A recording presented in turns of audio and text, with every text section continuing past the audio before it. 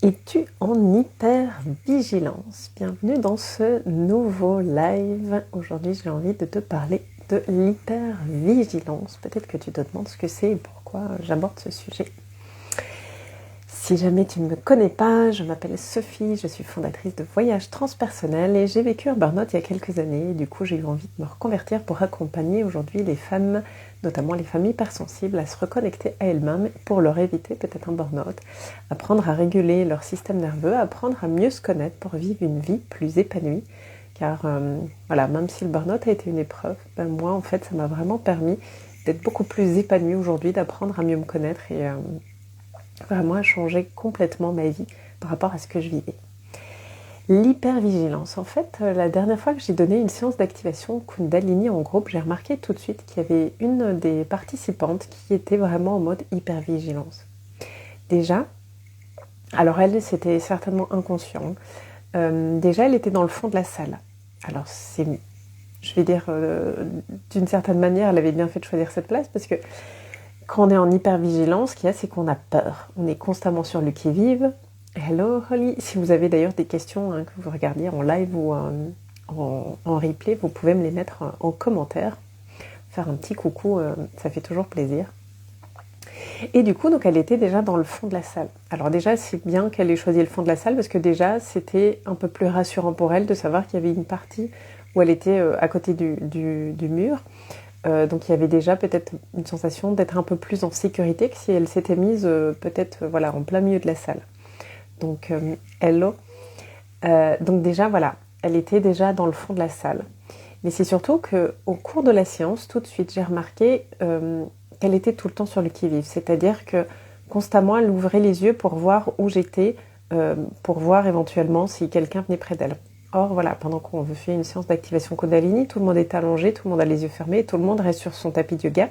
Et j'explique à chaque fois comment ça va se passer. Donc, j'explique que voilà, la séance se passe en étant allongé, que les gens ne vont pas les uns chez les autres et tout.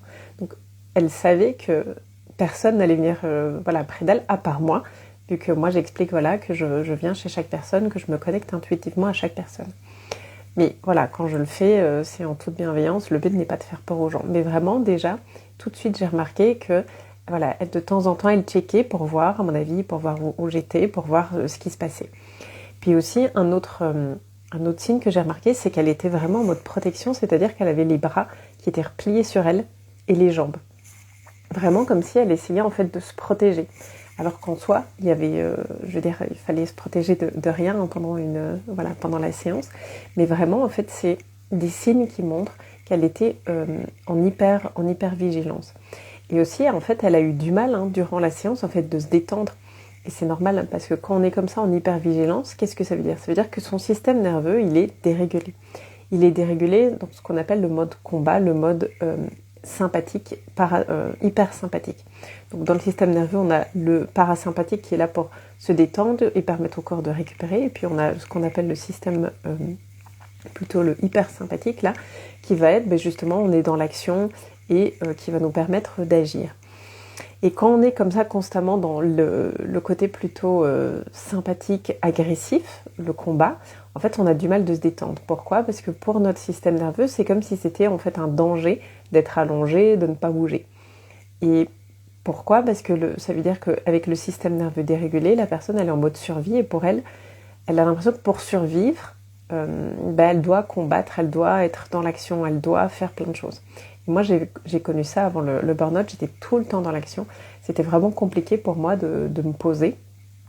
Alors, méditer, c'était vraiment pas... limite, j'avais envie de dire, c'était pas possible pour moi. Faire du yoga ou toutes ces choses, en fait, ça me paraissait pas faisable pour moi. Parce que moi, je devais être tout le temps dans l'action. C'était ma manière d'avoir l'impression que j'étais en fait en vie et que ça allait. Et donc, je comprends tout à fait que pour elle, c'était compliqué cette première séance d'être allongée pendant 1 heure sans bouger. En fait, son système nerveux, il avait l'impression qu'il y avait quelque chose qui n'allait pas et que s'il y avait un danger, il faut pouvoir réagir en fait. Donc, être allongé et se détendre pour son système nerveux, c'est contre-intuitif. Et donc, c'est vraiment de réapprendre. C'est tout un cheminement, c'est possible. Moi, aujourd'hui, j'arrive à méditer sans être sur le qui-vive. Mais voilà, j'ai fait tout un chemin, je suis passée par un burn-out. mais c'est possible. Et c'est pas parce qu'aujourd'hui peut-être tu as du mal de méditer, c'est pas parce qu'aujourd'hui tu as du mal de te reposer que c'est irréversible. Ça s'apprend. Il y a certainement toutes des choses à faire. Je ne dis pas que ça se fait en un claquement de doigts, mais c'est faisable. La preuve, c'est que moi j'y suis arrivée, je ne suis pas la seule. Il y a d'autres personnes qui sont arrivées, je le vois bien aussi dans les personnes que j'accompagne. Mais voilà, si aujourd'hui tu as du mal de te poser, que tu as du mal de méditer, que limite c'est même angoissant pour toi de prendre un temps pour toi, de te poser et de méditer. Parce que c'est vrai qu'on a souvent tendance à dire quand il y a des gens qui sont stressés, de leur dire il faut méditer, ça va te faire du bien. Oui, sauf si on est comme ça en mode hyper vigilant, en fait au début, ça va pas être de s'asseoir en méditant qui va aider parce que c'est comme si ça va venir en fait accentuer le stress que la personne ressent peut-être déjà. Moi, alors ce que je conseille quand c'est comme ça, si tu as tendance à être beaucoup dans l'action, à être tout le temps où c'est compliqué pour toi de te poser, et en même temps justement c'est important d'apprendre à se poser, à retourner dans son parasympathique pour permettre au corps de se régénérer. Sinon qu'est-ce qui se passe? Comme je l'ai vécu, c'est que tu es tout le temps dans l'action, tu es tout le temps en train de perdre de l'énergie, tu permets pas à ton corps de se reposer, de se recharger, et donc à un moment, qu'est-ce qu'il fait? C'est comme si tu utilises une voiture et que tu roules des milliers de kilomètres sans jamais remettre d'essence, à un moment la voiture elle tombe en panne. Et là c'est la même chose, si tu es constamment dans l'action, tu es constamment en train de faire plein de choses et que tu n'arrives pas à te poser, à te reposer et donc à recharger ton corps, à un moment ton corps il aura plus d'énergie, il aura plus de force et il va se mettre en burn-out, il va dire stop, c'est tout. Là j'en peux plus, on arrête. Donc pour éviter ça, mais c'est important d'apprendre à recharger le corps, à se poser. Mais si c'est compliqué de peut-être s'asseoir pour méditer, de s'allonger, moi lorsque je conseille déjà, peut-être comme première étape, c'est d'aller se promener dans la nature et de faire ce qu'on appelle des méditations en marchant. C'est-à-dire de se connecter, essayer de sortir de la tête. Alors ça se fait souvent par étapes, c'est pas que du jour au lendemain on fait 1 heure de méditation et on n'est plus dans ses pensées.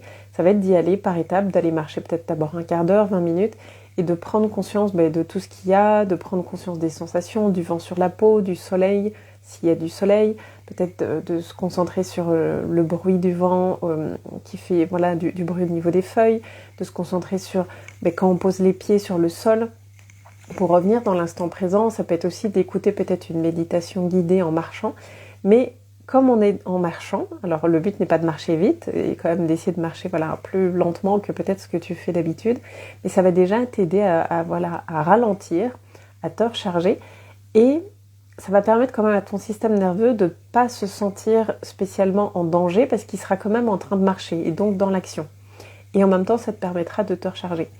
Parce que comme je disais, si c'est compliqué pour toi et que tu vas tout de suite t'allonger pour faire une méditation, peut-être que tu vas te sentir en insécurité. Ce qui est aussi important, si jamais tu avais par exemple envie de méditer et que c'est compliqué pour toi, il faut aussi choisir un environnement dans lequel déjà tu te sens bien, où tu vas savoir que tu vas pouvoir être tout seul. Parce que si inconsciemment tu sais qu'il y a des gens qui vont peut-être rentrer dans la pièce où tu es, mais ton système nerveux va se sentir en danger et il va pas arriver à lâcher prise. Il va être constamment en mode ok, mais si quelqu'un rentre. Et c'est aussi important, ça peut paraître un peu peut-être futile comme détail, mais il faut que tu sois, quand tu vas t'installer pour ta méditation, que tu vois la porte. Il ne faut pas que la porte soit derrière toi, sinon ça aussi c'est inconscient. Mais si la porte est derrière toi, inconsciemment, ton système nerveux et ton inconscient va se dire mais s'il y a un danger, le danger il arrive de derrière, j'arrive pas à le voir. Donc il faut vraiment que je sois en hypervigilance. Donc ça aussi c'est hyper important que tu puisses voir la porte. Hello Nathalie, bienvenue dans le live. Donc ça peut paraître un détail, mais voilà, ça c'est aussi important quand tu veux te détendre et que tu as tendance à être en hypervigilance, que tu puisses voir la porte, qu'elle soit pas derrière toi. Ça va déjà un peu rassurer, je vais dire, ton système nerveux, parce qu'il se dit, ok, s'il y a quelqu'un qui rentre, j'ai qu'à ouvrir les yeux et je le vois. Que si la porte est derrière toi, en fait, le danger, je ne le vois pas. Donc c'est encore plus stressant. Et de choisir une pièce dans laquelle tu peux où tu sais que tu vas être tranquille, ça aussi ça va t'aider à te détendre et à te relaxer, surtout si tu es en hypervigilance. Mais encore une fois, c'est pas parce qu'aujourd'hui tu es peut-être dans cet état d'hypervigilance que c'est comme ça pour toute ta vie.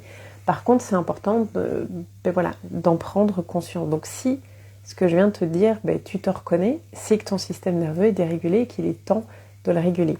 Encore une fois, mon but, c'est si je peux t'éviter un burn-out, crois-moi, je serais très contente parce que je pense sincèrement que personne n'a envie d'aller au clash, d'aller au burn-out. Et justement, quand on est comme ça en hypervigilance, et les gens qui ont tendance à aller au burn-out, c'est les gens qui se disent « mais moi, jamais je ferai de burn-out. C'est pas pour moi.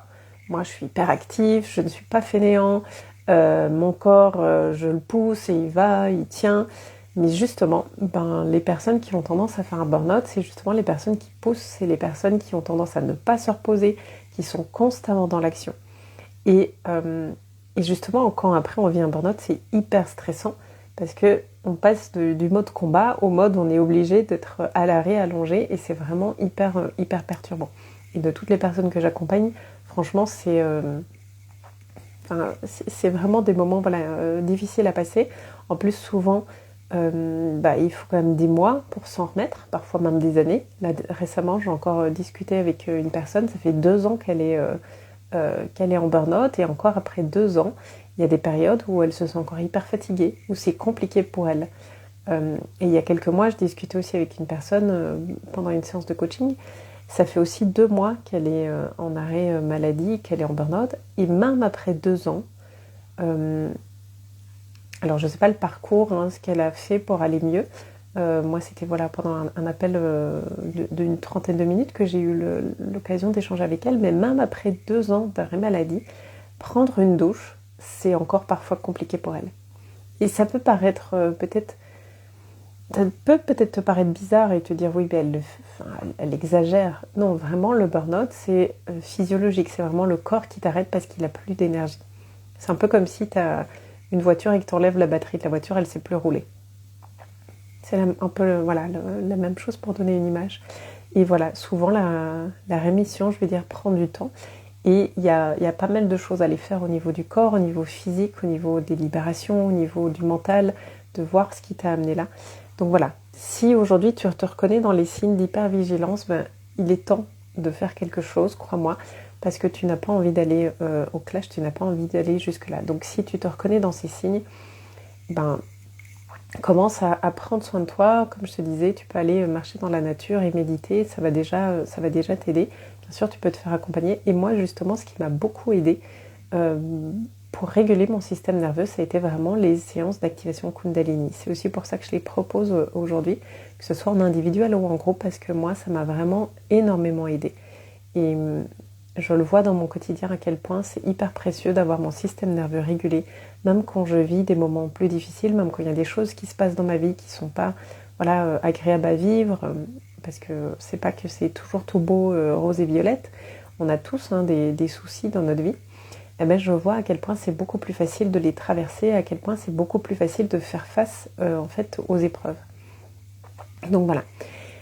Donc si tu as envie de faire ce chemin de régulation de ton système nerveux, je t'invite alors à me rejoindre à la prochaine séance d'activation Kundalini qui aura lieu vendredi 19 septembre chez Serenity Yoga à Braine-l'Alleud dans leurs nouveaux locaux. Tu vas voir, en plus la salle est super belle.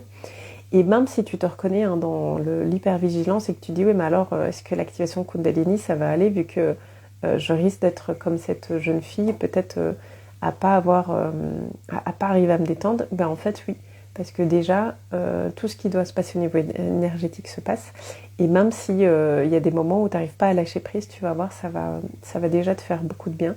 Et c'est aussi à force d'en faire où tu vas voir où ça va être de plus en plus facile de te détendre et de te laisser aller. Donc voilà mon invitation. En tout cas, quoi qu'il en soit, que tu sois dans l'hypervigilance ou pas, prends soin de toi, parce que c'est hyper important. Ton corps est précieux, on n'en a qu'un dans cette vie-ci, et c'est pas comme une voiture où on peut changer une roue, changer plein de choses. C'est quand même compliqué d'aller changer notre corps. Alors je dis pas qu'on peut jamais rien faire, mais on est d'accord que, je sais pas, changer un os, c'est un peu compliqué. Donc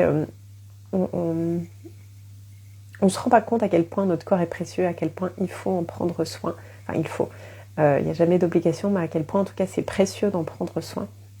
Et plus tu prends soin de ton corps, et plus, en fait, tu as de l'énergie, plus tu peux faire plein de choses, plus tu peux aussi être présent aux autres, t'occuper des autres. Et c'est ça qui est merveilleux, c'est, ok, tu prends soin de toi, mais en fait, après, tu vois à quel point c'est un effet bénéfique pour tout le monde. Donc, prends soin de toi. Tu es précieux, ton corps est précieux.